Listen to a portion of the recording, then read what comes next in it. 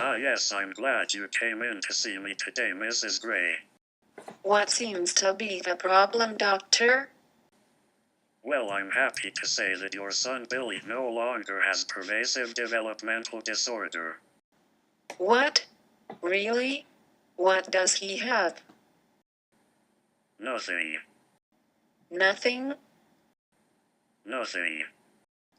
But you diagnosed my son with PDD 3 years ago, and he had made such great progress since getting special education services through school until now.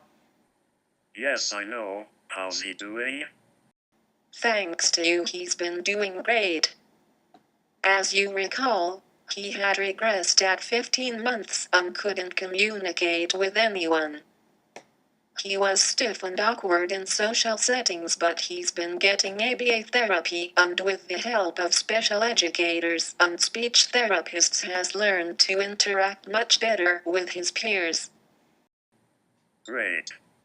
Of course, he still finds it difficult to maintain eye contact. And he still has his quirks. He seems to know everything about the planets in space. And he still has these odd habits. I understand, but you see, the American Psychiatric Association has changed the classification requirements and eliminated the term PDD and replaced it with autism spectrum disorder. But my child is not autistic, is he? No, he's not. Well, maybe he has Asperger's syndrome then. No, he can't possibly have Asperger's syndrome. And why is that? Because Asperger's no longer exists either. But my brother has Asperger's syndrome. No, he doesn't.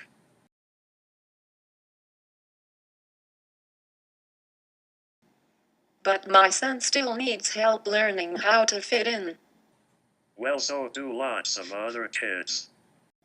But isn't this going to change the statistics on these children that scientists are keeping track of?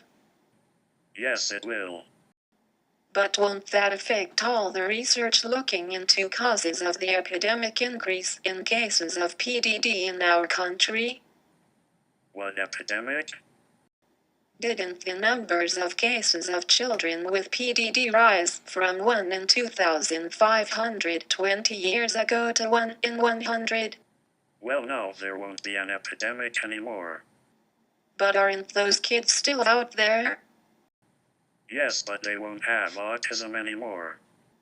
But don't we have to know if there are environmental toxins that may have set these kids up for having these problems? There are no environmental causes of autism. But how do you know that? Because there is no epidemic. But there was. Well, there isn't anymore. But wouldn't this change data on treatments that might help these kids? What treatment?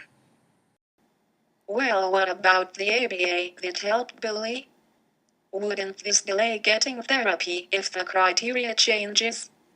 Not if they don't have a problem.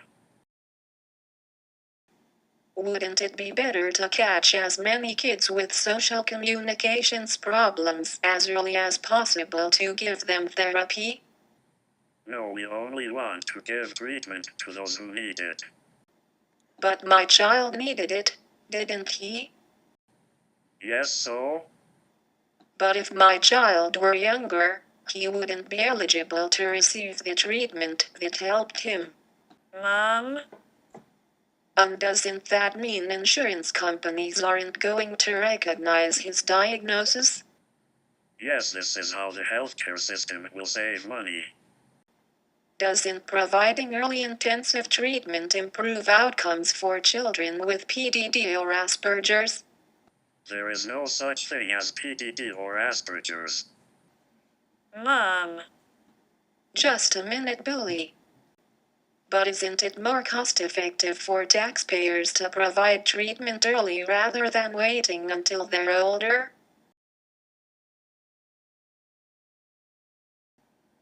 Did you know Pluto is not a planet anymore?